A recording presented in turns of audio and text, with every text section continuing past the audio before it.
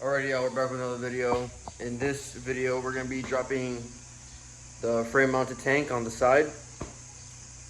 Dropping that and putting the shackle mounts on the other side, as well as the leaf spring. And yeah, I'll keep you updated along the whole process. Alrighty, y'all, as you can see, the tank is out. I dropped it along with the splash guard that it had. There's the tank. The splash guard is over there. But while I'm here, I'm gonna start the process of deleting, getting rid of these fuel lines that go to that tank, to the front tank. And in order to do that, I have to trace these lines back to the fuel tank selector valve. And I gotta get rid of that and then splice these fuel lines to the front ones, which are those up there. See those two fuel lines right there? So I gotta splice those bottom two with those front two, and that should eliminate the entire dual tank system, and it'll be running off only the rear tank. So yeah, I'm gonna go ahead and do that.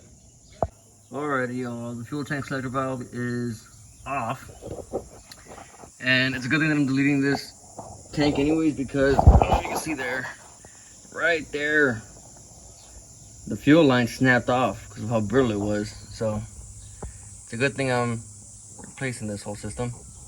But yeah, whenever I get to the next step and whatever I'm doing, I'll get back to y'all. Alrighty, y'all, I'm back to the shackle mounts.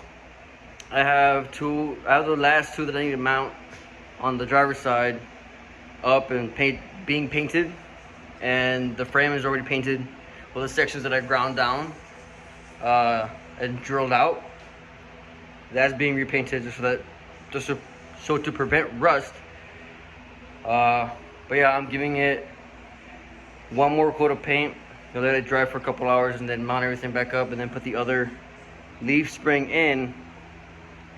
And then I'm gonna start working on the fuel system, because I still yet to have ordered. Hello?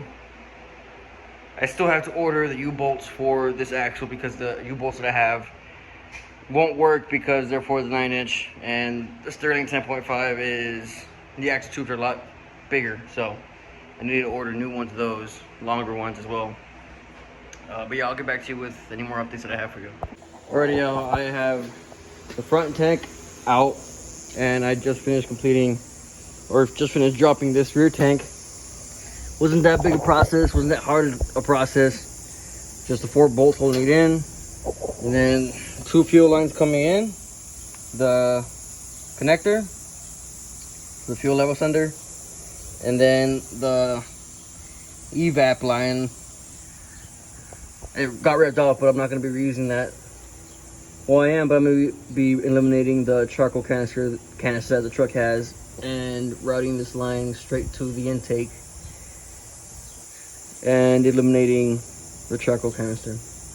But it's coming along nicely. I just wanted to show y'all the new tank that I have for the truck. I believe it's a 55-gallon tank, not too certain, but I know that it is just about the same capacity, if not even more than these two combined. I also have a skid plate for the tank. It all came from Bronco Graveyard as well. I believe the tank came from Bronco Graveyard. I'm not too sure. The box doesn't have a label on it, otherwise I would tell you, but that's how it's coming along. I'll make sure to keep you all updated. I have the fuel lines, well, most of the fuel lines already out. The fuel lines going to the rear. I might have to order new ones,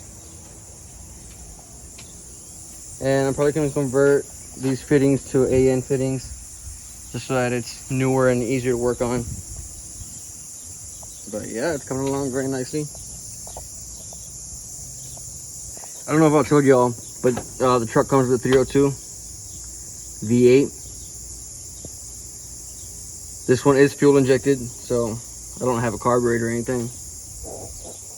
But yeah, coming along nicely. I'll make sure to keep you all updated. Stay tuned. Okay, just to correct myself, this isn't a 55-gallon tank. I was stupid. It's actually a 38-gallon tank, and both these, the skid plate and the tank, they're both from Bronco Graveyard. Just so y'all know, 38 gallons. I just need, where is it? That's probably inside. But I need a new fuel sending unit because the one that came in my stock tank right there was all deteriorated and gunky and weird. So I put one on order. It's coming in Tuesday, so I'm gonna install that later. But just want to show y'all both sides of the shackle flip kit are now installed. Here is the driver's side, all said and done. There she is. And that's gonna be it for today's video. Alrighty, y'all, that's it for today's video. Hope y'all enjoyed. We'll see what we do in the next video, but as of right now, I'm gonna wait for fuel pump to come in, or the fuel sending unit to come in, as well as I gotta put some U-bolts on order, brake lines. That's pretty much it. I'll see y'all later. Have a good one.